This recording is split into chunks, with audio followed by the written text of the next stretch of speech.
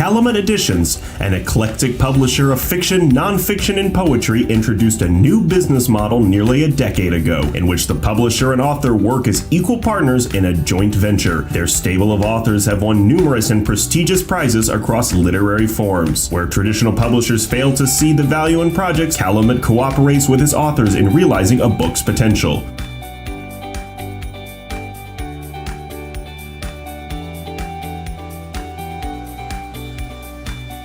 Welcome once again to Writer's Corner. Alan Miller with you as usual. And we have sort of a different twist today. We have, to my left, John Gaspard, who's not a magician. He just plays one in his writing. And Jim Cunningham, who's probably well known to many of you from the Renaissance Festival, from Dudley Riggs' workshop, etc. And they travel as a tandem. Yes, and we do.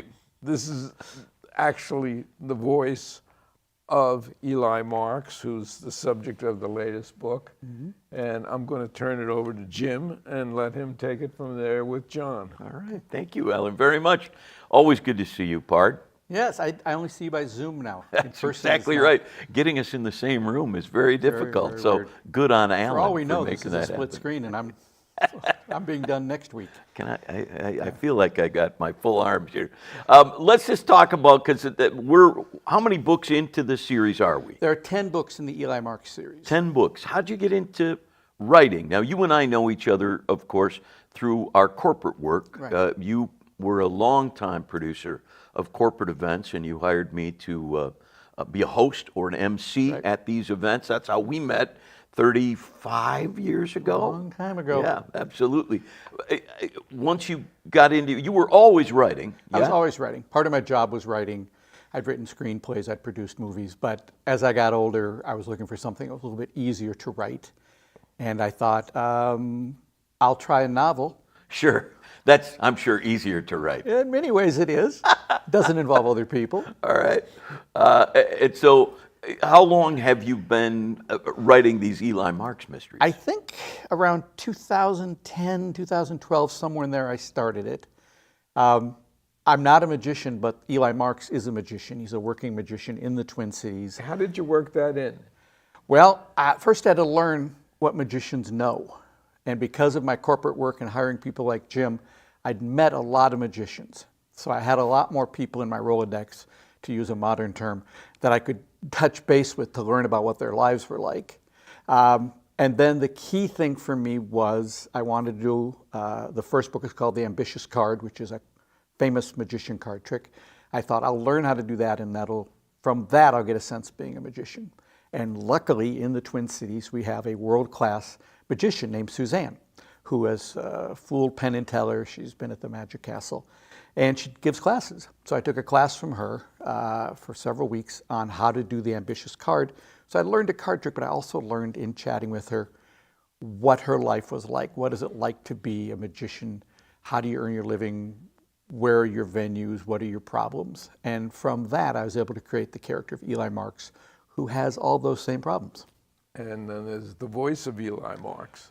Yeah, that was really a great thing that you did for me, to allow me to be the narrator of all the Eli Marks books for Audible and all the other audiobook platforms. I have had just a gas reading these books, and I thank you for that, John, for letting me do that. But before, I'm going to talk a lot, obviously, about Eli Marks, but that wasn't the first novel, was it? No, the first one, you and I were doing an event that took us to London.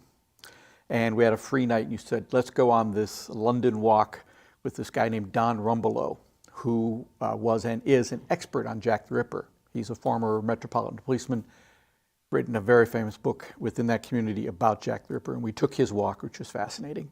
And I thought that would be interesting to do a modern day version of Jack the Ripper. So that book was called The Ripperologists. It's a fine first effort, but was sort of a dead end in that there wasn't going to be another Jack the Ripper, so there was nowhere to go with that one. Although I will say, the character that is in The Ripperologist based on Mr. Rumbelow, who we both enjoy, does make an appearance later in the Eli Marks mysteries. Yes, a couple of times. Yes, Yeah. he does come back. Yeah, never get rid of anything. No. Rich child of the Depression, I Yeah.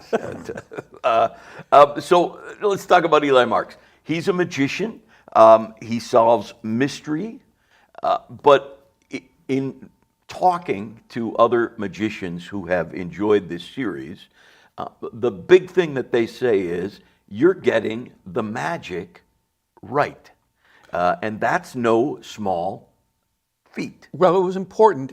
Anyone who's read a book about something they know about, and then you hit a point where the writer has gotten it wrong, you just want to throw the book across the room. Absolutely. I mean, there's nothing more annoying. And although the primary audience for the books is not magicians, magicians are going to read it, and they are going to respond.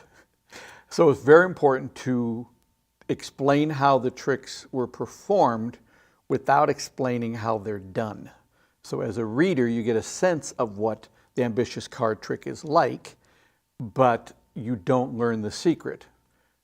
Now, in the latest one, you have a co-author. I do. Who's a famous magician.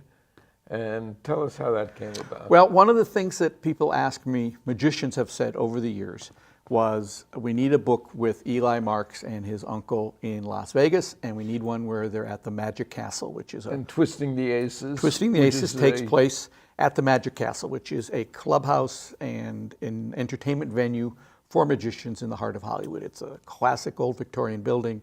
It's quite a big deal to go there and witness magic.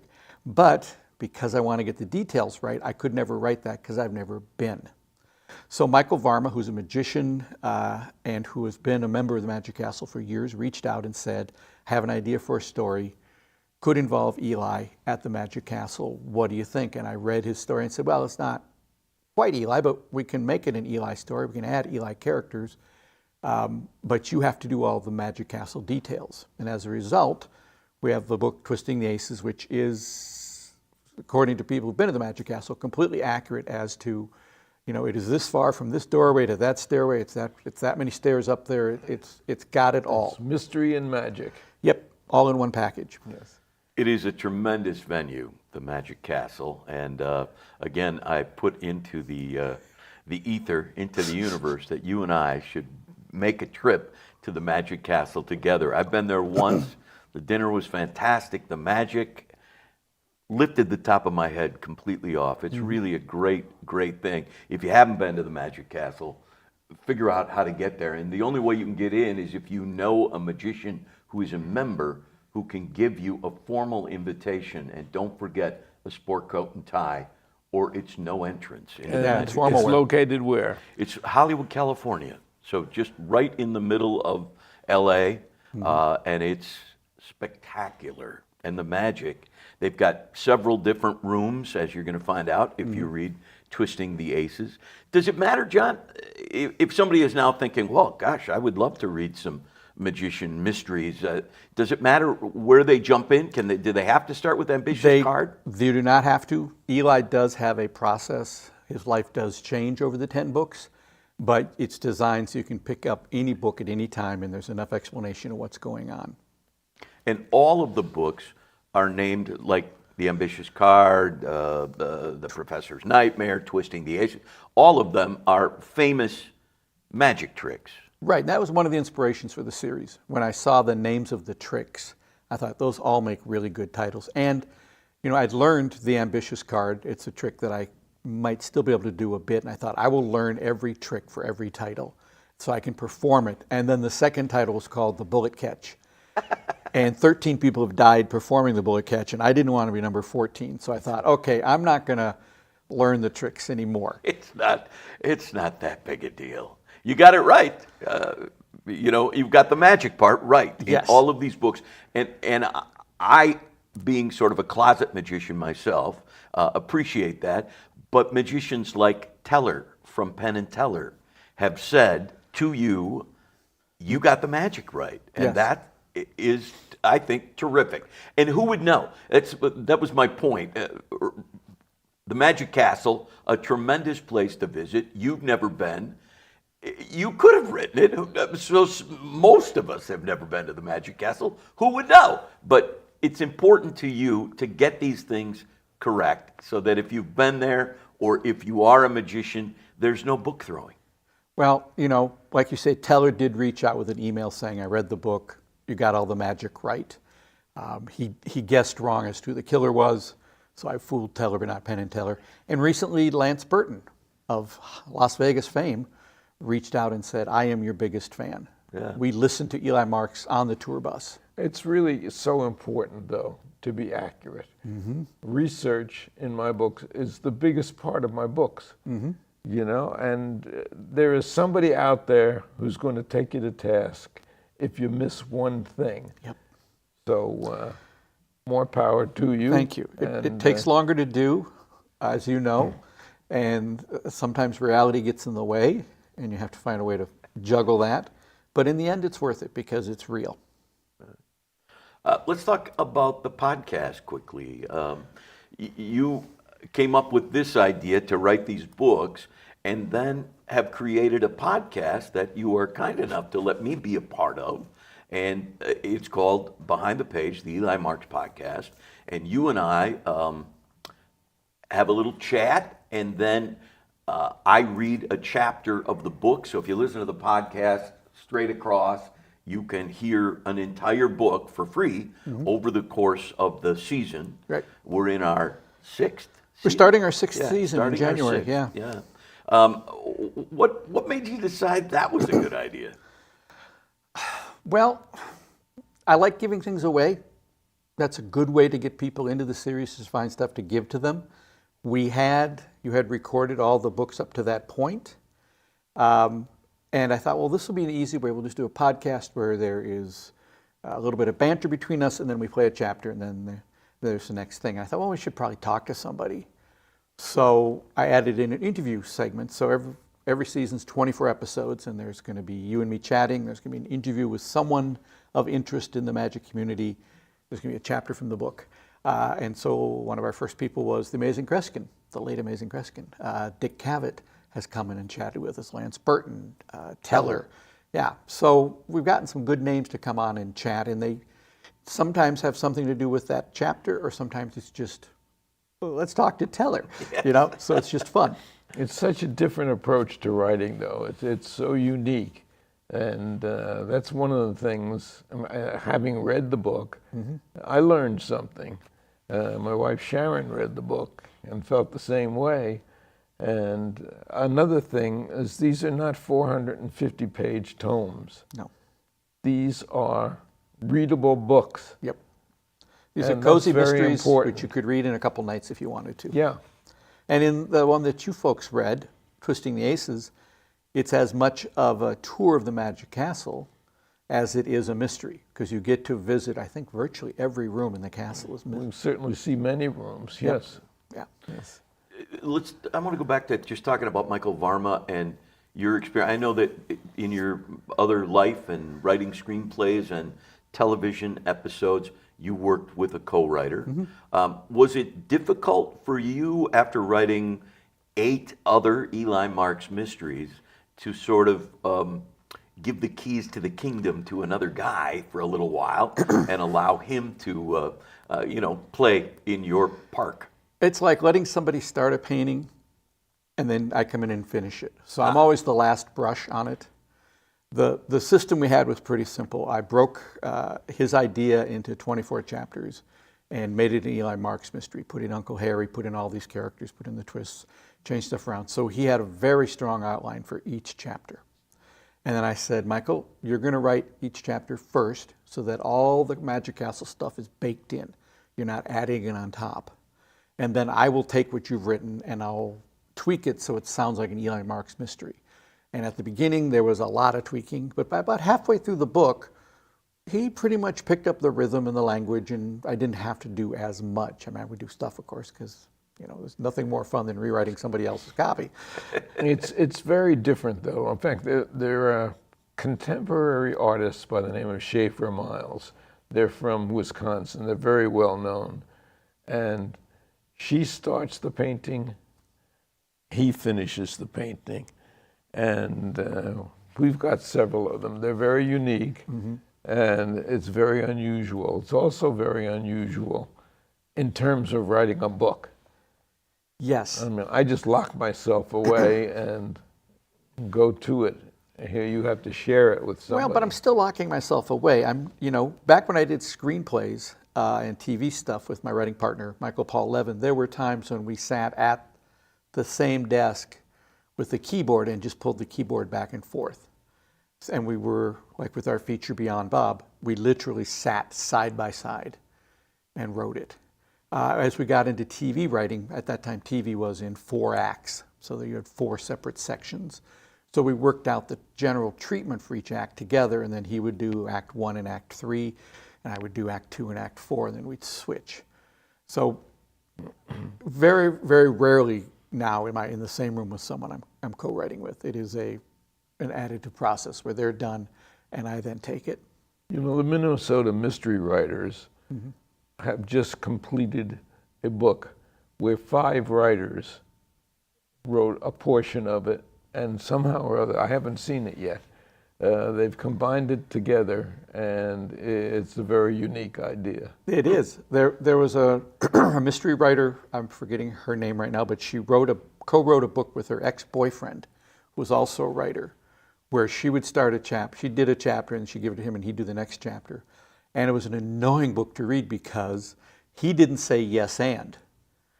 He would go, I was wrong about that.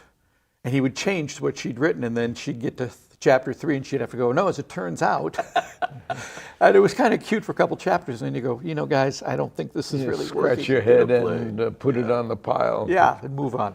Yeah. And Michael Varma, the co-author of this book, great magician, way into the Magic Castle community, as you mentioned. He also was a writer, has published, right? He has written. He's written several funny books and books about writing and speaking. He also does, which I can't demonstrate here, but he takes dollar bills and does origami with them. That's right. Yeah. And I just got an email from the assistant to our friend Lance Burton, who ran into Michael, and she wrote back and said, he gave us all leprechauns made out of dollars. It was just fascinating. So yeah, he's a man of many talents. Yeah. So I am still just fascinated by the process, especially after as many books as you had written about Eli. Was there anything in the process that, felt like fingernails on a blackboard to you? No, but I set it up, and he completely agreed to this. I set it up as, I'm going to rewrite your story, you're going to write that, and I'm going to rewrite you, and I have the final word. So he may have, you should ask him, there may have been points where he was pulling out his hair. But for me, I always, I was the last one to hit save. So it was and is very much an Eli Marks book. What was the inspiration for Eli creating that character? And Uncle Harry. And Uncle Harry. Well, Eli and Uncle Harry appear in slightly different form in the first book, The Ripperologists, where there is a young policeman who is paired up with an older ripperologist based on Donald Rumbelow. So it's a grumpy old man, young, naive guy. And so I took that and put it in with Eli, who is a magician, has been since he was 13 when his parents died, and he moves in with his Uncle Harry and Aunt Alice. Harry runs a magic store, so Eli has grown up in a magic store, and he knows a lot about magic, but he will never know as much as Harry, because Harry is in his 80s and has done it forever. And the example I use for those of us who are of an age, I say it's, imagine you're Frank Sinatra Jr. Frank Sinatra Jr., fine performer, talented man, but always he's Frank Sinatra Jr. Yeah. And that's where Eli is. He is always going to be Harry Marks's nephew, Eli, no matter how good he gets. Jen, you mentioned Beyond Bob, one of the features that you shot, Grown Men. There's several that you created and shot and full-length movies here. You've written about that process. How many books have you written about screenwriting and making a movie? There's two major books on it. One is called Fast, Cheap, and Under Control, Lessons Learned from the Greatest Low-Budget Movies of All Time. And that is actually, right now, we're putting together the 20th anniversary version of that book. And then there's a sequel to it called Fast, Cheap, and Written That Way, in which I talk to 30-some screenwriters who have written low-budget movies, and they give their secrets of how to write a low-budget movie. Those are, of course, available wherever fine books are sold. But that is not this and those. You've got a brand new book that has just come out that only you, I think, would have thought to write in the first place. Tell us about that. Yes. Well, back in 1972, there was a movie at the end of 71 that came out called Harold and Maude with Ruth Gordon, Academy Award winner Ruth Gordon, about a 79-year-old woman who starts a relationship with a 19-year-old boy.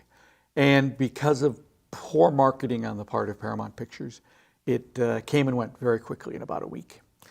But there was a small theater in Edina, Minnesota, right on the edge of Minneapolis, called the Westgate Theater. And it had, at that point, sort of a reputation for failed comedies do well here. So the owners of the theater chain that owned the Westgate put Harold and Maude in there thinking, well, we'll get a few weeks out of this. And it lasted for 115 weeks. Over 2 years, it ran 2 times every night, 4 times on Sundays. Really? It ran and ran and ran. They had no other movies there. That's what they ran. And people would call and complain and say, when are you going to change it? And they would say, when it stops making money, we will change it. So it had been there for a year, and they were going to have a birthday party, so they invited Ruth Gordon to come to town. Oh. And she came, and she cut a cake, and she talked. And I went to that because I was probably 13, 14, somewhere in there. And then a year later, they had a second-year anniversary. So Ruth Gordon and the other star, Bud Cort, came to town. And I went to that, and I got to meet Bud Cort, and I had my little Super 8 camera and followed them around. So years and years and years go by, and a book comes out by a guy named James Davidson about the making of Harold and Maude. And I read it and went, that's a good book. I didn't want to write that book, but I'd like to write something about it. And I thought, wait a second, I was there for those 2 years, and I know the people who were there, and I can talk to the people. So I put together a book called Held Over, Harold and Maude at the Westgate Theater. And it's a coffee table book. It's as much pictures as it is text. And it covers how did the Westgate get to where they were, because it opened in 1935 as an opulent showplace. And by the time I got there in 72, it was a rundown, decrepit theater. What happened there? How did Harold and Maude get made? Why did that die? How'd they work together? So that whole 2-year period is covered. And then what happened to the theater after that movie left, and what happened to Harold and Maude? So it's, like you say, I'm the only one who could have written it. I'm the only one who wanted to write it. And in many ways, I'm probably the only one who wants to read it. But the movie, Harold and Maude, I saw once in the theater.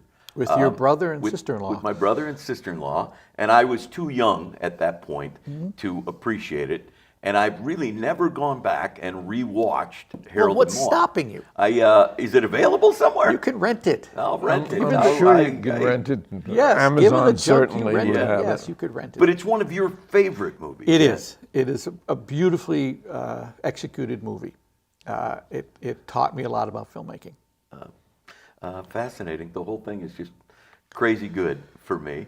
Do you have, and I'm asking this as much as your narrator, as a fan, are there plans for more Eli Marks? You know, I don't know. I simply don't know. That's all I know. I mean, I did do the kids' version. There's a young Eli Marks book that has 10 mysteries that the kids can solve and 10 magic tricks they can learn. There might be a second one of those. You did not narrate that because you said, and I agreed, it needs to be a younger voice. Yeah. And so we got a younger voice for that. But I don't know. We'll see. Never say never. Never say never. And in addition to this series of books, the Eli Marks series, you've got a whole other series of books that we could just touch on for a second. Sure. There's a kind of a companion series called the Como Lake Players Mystery Series. It takes place in St. Paul. There's 3 books in the series. It's about a community theater that this young woman is running, and every time they do a show, someone ends up getting murdered. You don't want to work there. Well, the beauty of the structure is, as you know, as an actor, most community theaters, every show has a pretty much different cast. So there's a different set of suspects and a different person to kill. Good fun. Thank you. Yes. And there was one crossover, wasn't there? There is a crossover story that you actually can go online and get it for free if you go to EliMarksMysteries.com.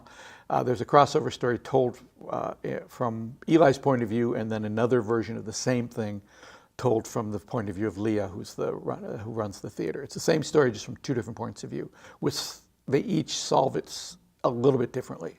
But they both solve it correctly. Yes. Yeah, that's good fun. So if people are listening now and they're thinking, hey, I'd like to at least sample this to see if where can they find Behind the Page, the podcast, and that would give them an opportunity to listen to one of the books without necessarily having to jump in with both feet. And then once they get a taste of it, they'll know whether they want to jump in with both feet. Where can we find the podcast? Just go to EliMarksMysteries.com. That's Eli Marks, M-A-R-K-S, mysteries.com.